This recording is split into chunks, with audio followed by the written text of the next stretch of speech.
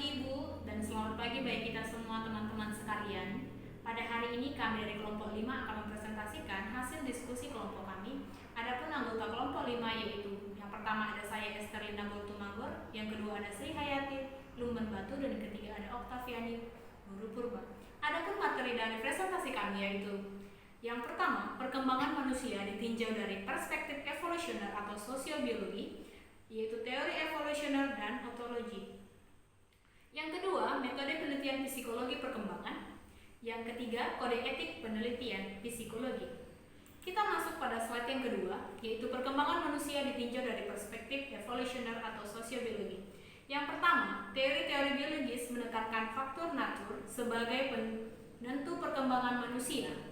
Faktor natur ini kita ketahui adalah faktor bawaan atau yang diwariskan dari orang tua kepada generasinya, yaitu kematangan dan dasar-dasar biologis dalam proses mental.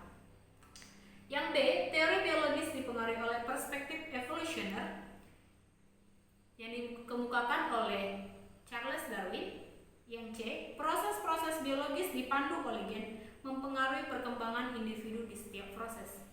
Kita tentu mengetahui bahwa biologis kita sangat mempengaruhi perkembangan mental kita. Contohnya saja pada anak autis. Autis adalah gangguan perkembangan otak yang mempengaruhi kemampuan penderita dalam berkomunikasi dan berinteraksi dengan orang lain, yang menyebabkan gangguan perilaku dan membatasi minat penderitanya. Biasanya anak autis ini sangat sulit berinteraksi dengan orang pada umumnya. Kemudian slide ketiga yaitu teori evolusioner.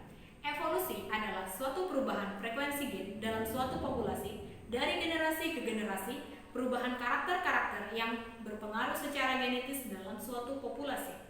Sangat dipengaruhi oleh teori evolusi Darwin. Menurut Darwin, semua spesies binatang terus berkembang melalui proses yang berhubungan dengan survival of the fittest, terkuat yang bertahan, yang bermakna bahwa organisme yang memiliki kekuatan lebih dibandingkan organisme lain akan tetap bertahan hidup dan meneruskan keturunan, sedangkan organisme yang tidak memiliki ketahanan maka akan musnah atau punah. Kemudian selanjutnya yaitu natural selection, seleksi alam, di mana alam juga akan menyeleksi organisme yang dapat bertahan hidup sama seperti kita manusia jika kita tidak mengalami perubahan. Misalnya saja zaman dahulu perkembangan teknologi tidak begitu maju. Jika kita tidak mengikuti perubahan zaman, maka kita akan ketinggalan dan kita kemungkinan akan mengalami sedikit masalah dalam menjalani kehidupan ini. Kemudian menurut Diane E. Papalia dan Ruth Daskin Feldman, perspektif evolusioner sosiologis yaitu pandangan mengenai perkembangan manusia yang berfokus pada evolusioner dan biologis yang mendasari perilaku. Kemudian David Buss 1995, 2004, dan 2008, tokoh yang sangat berpengaruh dalam merangsang minat baru mengenai bagaimana evolusi membentuk ciri-ciri fisik kita. Misalnya bentuk dan tinggi tubuh kita. Evolusi juga mempengaruhi cara kita mengambil keputusan, seberapa agresifnya kita. Kemudian yaitu etologi. Etologi adalah sebuah studi berbagai perilaku spesies hewan yang memiliki nilai adaptif, yaitu nilai kemampuan dalam menyesuaikan diri dengan lingkungan, dan survival yang artinya mampu bertahan hidup. Dalam ilmu psikologi, etologi berarti ilmu yang mempelajari perilaku manusia dalam pengaturan yang alami. Etologi menekankan pada proses psikologis yang berinteraksi dengan pengalaman. Teori ini juga menekankan bahwa kepekaan kita terhadap jenis pengalaman yang beragam berubah sepanjang rentang kehidupan kita. Dengan kata lain, ada periode kritis dan sensitif bagi beberapa pengalaman. Jika kita gagal mendapat pengalaman selama periode kritis tersebut, maka perkembangan kita tidak dapat optimal. Para etolog berpendapat bahwa untuk tiap spesies ada perilaku warisan tertentu yang berkembang untuk meningkatkan kesempatan untuk bertahan. Kemudian pada tahun 1950, John Bowlby, seorang psikolog Inggris, mengaplikasikan prinsip etologi ke dalam perkembangan manusia. Di samping etologi, perspektif sosiobiologis didasarkan pada temuan ilmiah lain termasuk antropologi, ekologi, genetik, dan psikologi evolusioner. Fase-fase kelekatan dalam etologi, yang pertama, fase pertama, merespon kepada seseorang, pasti ini akan terjadi pada saat bayi baru lahir sampai berusia 3 bulan. Fokusnya hanya terhadap orang yang dikenalnya, misalnya ibu, ayah. Biasanya hal ini terjadi karena adanya intensitas aktivitas antara bayi dan orang-orang yang sering berinteraksi dengannya, sehingga bayi mulai dapat membedakan antara orang yang dekat dan orang yang tidak dekat. Kemudian ada mekanisme perkembangan. Mekanisme perkembangan menurut etologi adalah: pertama, etologi menekankan pada proses biologis yang berinteraksi dengan pengalaman kematangan fisik, termasuk perubahan hormonal, perkembangan lokomotor, dan peningkatan efisiensi sistem saraf menandai pentingnya periode sensitif.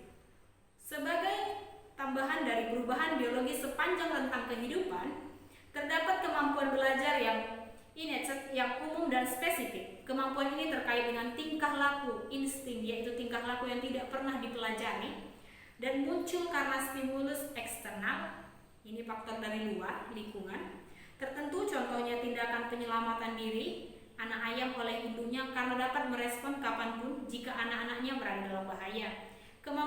Kemampuan belajar yang dibangun sampai sistem saraf inilah yang memungkinkan organisme dapat belajar dari pengalamannya. Etologis juga mempelajari perilaku yang dipelajari, learned behavior, yang ditunjukkan oleh adaptasi. Kita masuk ke slide selanjutnya. Metode penelitian psikologi perkembangan. Yang pertama ada eksperimen. Eksperimen seringkali digunakan dalam setting laboratorium, di mana penelitian semuanya dilakukan dalam laboratorium. Peneliti mempunyai kontrol penuh dalam menentukan rencana penelitian dan pelaksanaannya.